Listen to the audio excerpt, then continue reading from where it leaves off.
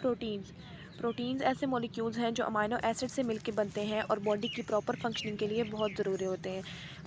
Protein body के basic structures बनाते हैं, जैसे कि स्किन में प्रेजेंट होते हैं, हेयर में प्रेजेंट होते हैं, और बाकी अदर सब्सटेंसेस जैसे कि एंजाइम्स में, साइटोकाइनेज में और एंटीबॉडीज़ वगैरह में भी प्रोटीन्स प्रेजेंट होते हैं। अगर हम क्लासिफिकेशन ऑफ प्रोटीन्स की बात करें तो प्रोटीन्स 4 लेवल्स में क्लासीफाई होते हैं: प्राइमरी लेवल में, सेकेंडरी लेवल में, टर्शरी में और क्वार्टिनरी लेवल ऑफ प्रोटीन्स में। सबसे पहले जो डिस्क्राइब है वो प्राइमरी लेवल ऑफ प्रोटीन है, जो कि प्रोटीन्स का फर्स्ट लेवल है। इसमें अमाइनो एसिड्स एक चेन की फॉर्म में अरेंज होते हैं और एक पॉलीपेप्टाइड चेन का स्ट्रक्चर बनाते हैं, जिसको हम प्राइमरी स्ट्रक्चर ऑफ प्रोटीन बोलते हैं। हर अमाइनो एसिड दूसरे अमाइनो एसिड से पेप्टाइड बॉन्ड के थ्रू लिंक होता है, जो कि प्रोटीन बायोसिंथेसिस प्रोसेस में बनता है। नेक्स्ट लेवल आ जाता है सेकेंडरी लेवल ऑफ प्रोटीन, जो कि दूसरा लेवल है। इसमें अमाइनो एसिड के स्ट्रक्चर ट्विस्ट होते हैं और फोल्ड होते हैं और एक दो स्ट्रक्चर बनाते हैं, अल्फा हेलिक्स और बीटा प्लेटेड शीट टाइप का स्ट्रक्चर बनाते हैं, जो कि इसके कॉमन टाइप्स हैं। और ऐसे स्ट्रक्चर्स को हम सेकेंडरी लेवल ऑफ प्रोटीन्स बोलते हैं। इन स्ट्रक्चर्स की जो शेप होती है वो हाइड्रोजन बॉन्ड के थ्रू मेंटेन होती है, जो कि एक अमाइनो एसिड के कार्बोनाइल ओ ग्रुप और दूसरे अमाइनो एसिड के एच ग्रुप से मिलकर बनता है। नेक्स्ट आ जाता है थर्ड लेवल ऑफ प्रोटीन, यानी टर्शरी लेवल ऑफ प्रोटीन्स। इसमें जो सेकेंडरी स्ट्रक्चर होता है प्रोटीन्स का, वही आपस में ट्विस्ट और फोल्ड होता है और एक लार्ज 3 डायमेंशनल स्ट्रक्चर बनाता है, जिसको हम टर्शरी लेवल ऑफ प्रोटीन्स बोलते हैं। इस प्रोटीन स्ट्रक्चर का जो आउटर पोर्शन होगा वो पोलर होगा और हाइड्रोफिलिक होगा, जबकि जो इंटरनल स्ट्रक्चर होगा वो हाइड्रोफोबिक होगा और नॉन पोलर स्ट्रक्चर होगा। तो इसको हम टर्शरी लेवल ऑफ प्रोटीन्स बोलते हैं। नेक्स्ट आ जाता है क्वार्टिनरी लेवल ऑफ प्रोटीन्स। इसमें क्या होता है कि जो डिफरेंट प्रोटीन्स की चेन्स होती हैं, प्राइमरी भी होगी, सेकेंडरी भी होगी, वो आपस में मिलकर एक closely packed arrangement of structure बनाती है, जिसको हम क्वार्टिनरी लेवल ऑफ प्रोटीन्स बोलते हैं। इसके हर सब यूनिट का अपना ही एक प्राइमरी, अपना ही सेकेंडरी और अपना ही एक टर्शरी स्ट्रक्चर होता है। इसको हम टर्शरी लेवल ऑफ प्रोटीन्स बोलते हैं। यहाँ कुछ डायग्राम्स शो की गई हैं, प्राइमरी की भी, सेकेंडरी की भी, टर्शरी की भी और क्वार्टिनरी की भी।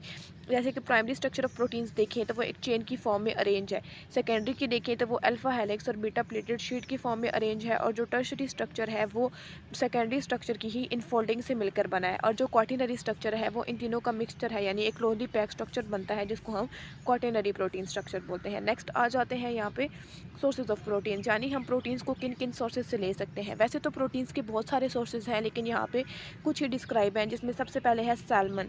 सैल्मन एक फैटी फिश है, इसमें ओमेगा 3 फैटी एसिड प्रेजेंट होता है और ये प्रोटीन्स का बहुत ही अच्छा सोर्स है। नेक्स्ट आ जाता है एग्स।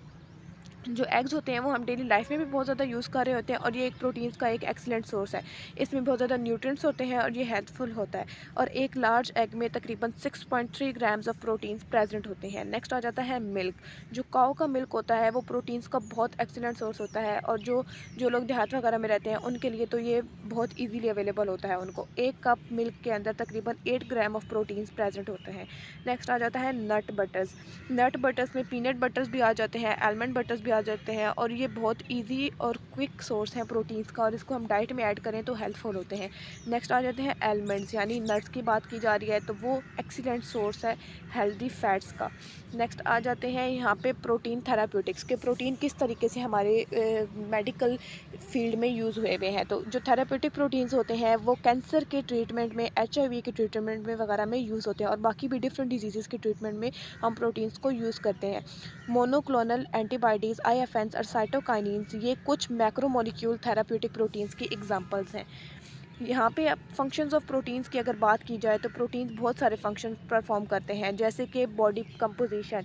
हमारी बॉडी के डिफरेंट स्ट्रक्चर्स में प्रेजेंट होती हैं प्रोटीन, जैसे कि स्किन में प्रेजेंट होती हैं, हेयर में प्रेजेंट होती हैं, उसके अलावा नील्स वगैरह में प्रेजेंट होती हैं, तो ये बहुत ज़्यादा। और उसके अलावा जो प्रोटीन्स होती हैं वो हम एंजाइम्स भी बनाती हैं। डिफरेंट एंजाइम्स के फंक्शंस को रेगुलेट करने के लिए, उनको बनाने के लिए भी प्रोटीन्स की बहुत ज़्यादा ज़रूरत होती है। प्रोटीन्स हमें इम्यूनिटी प्रोवाइड करते हैं। विदाउट प्रोटीन्स हमारा इम्यून सिस्टम बहुत ज़्यादा वीक हो जाता है, जिसके ज़रिए हम प्रॉपर फंक्शनिंग परफॉर्म नहीं कर सकते डेली लाइफ की। उसके बाद ट्रांसपोर्ट में भी हेल्पफुल करती है कि हमारे डिफरेंट बॉडी के अंदर मौजूद ब्लड वगैरह की सप्लाई या वैसे भी कुछ न्यूट्रिएंट्स की सप्लाई के लिए प्रोटीन्स बहुत ज़्यादा ज़रूरी होते हैं। प्रोटीन्स को हम सेकेंडरी सोर्स ऑफ एनर्जी भी कहते हैं। उसके अलावा प्रोटीन्स हमारी बॉडी के अंदर होम्योस्टेसिस को भी मेंटेन करते हैं। तो ये प्रोटीन के कुछ इंपॉर्टेंट फंक्शंस थे। Thank you so much.